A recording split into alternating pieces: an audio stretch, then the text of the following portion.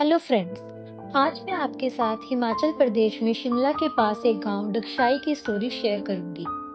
एक बार की बात है, पांच दोस्त राहुल, मीना, अर्जुन, कविता और समीर वीकेंड पर शिमला से घूमते हुए डगशाई जाने का प्लान बनाते हैं। ये जगह अपने पुराने ब्रिटिश जमाने की जेल और उजड़े हुए कब्रिस्तानों के लिए बहुत फेमस है। रास्ते में हंसी मजाक, गाने और ट्रैवल ब्लॉगिंग करते हुए सब लोग काफी मजे कर रहे थे।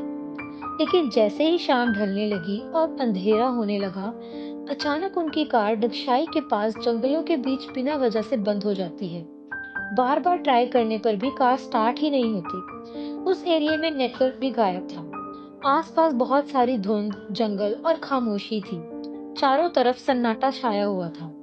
वो सब सोचते हैं कि अगर पास में कोई घर या गांव होगा तो हमें कुछ मदद मिल जाएगी। अचानक से उन्हें दूर धुंध में एक टूटा सा रास्ता दिखाई देता है, जो कि एक पुरानी कोठी की तरफ जाता था। सब वहीं जाने का फैसला करते हैं। जैसे ही वो उस कोठी में पहुंचते हैं, दरवाजे अपने आप खुल जाते हैं। अंदर चारों ओर मकड़ी के जाले, टूटी खिड़कियां और एक अजीब सी ठंडक थी। अचानक उनमें से एक लड़की मीना देखती है कि दीवार पर टंगे पुराने शीशे में उसकी परछाई तो है, लेकिन बाकी दोस्तों की नहीं। वो थोड़ा घबरा जाती है। तभी उसकी दोस्त कविता कमरे में रखी पुरानी लकड़ी की कुर्सी पर बैठती है।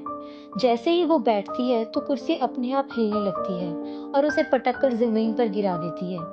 उनका दोस्त राहुल, उसे ऐसा लगता है कि जैसे किसी ने उसके कान में धीरे से कहा, यहाँ से चले जाओ, अभी भी समय है। सब लोग बहुत घबरा जाते हैं, लेकिन इस समय वहां से बाहर जाना बिल्कुल भी मुमकिन नहीं था, क्योंकि बाहर बहुत तेज आंधी और घना कोहरा चारों तरफ छा चुका था।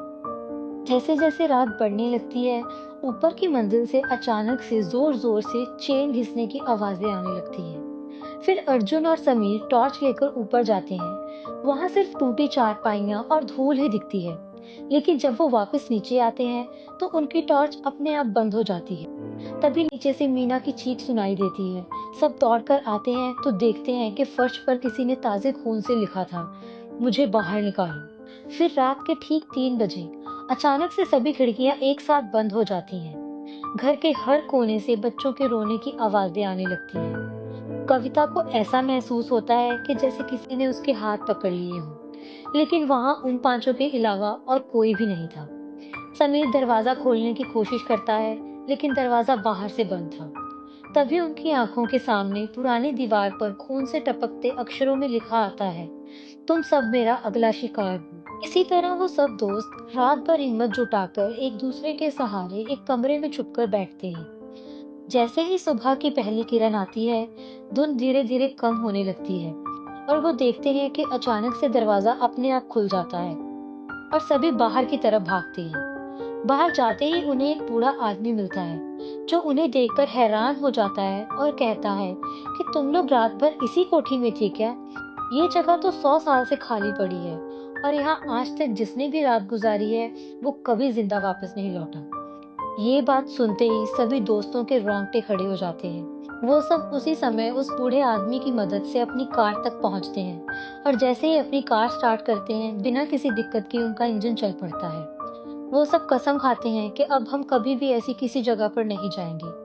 लेकिन जाते जाते राहुल पीछे मुड़कर देखता है तो उसे दिखता है कि खिड़की में से कोई काला साया उन्हें घूर रहा था। इसके बाद भी इस जगह पर ऐसी कई सारी और घटनाएं और किस्से सुनने में आए हैं, लेकिन इन सब में क्या सच है या ये कितनी सच्ची कहानियां हैं, ये कोई नहीं जानता। ऐसी और इंटरेस्टिंग स्टोरीज सुनने के लिए keep watching our videos, do subscribe our channel the story teller TV. See you all in next video, till then bye bye and take care.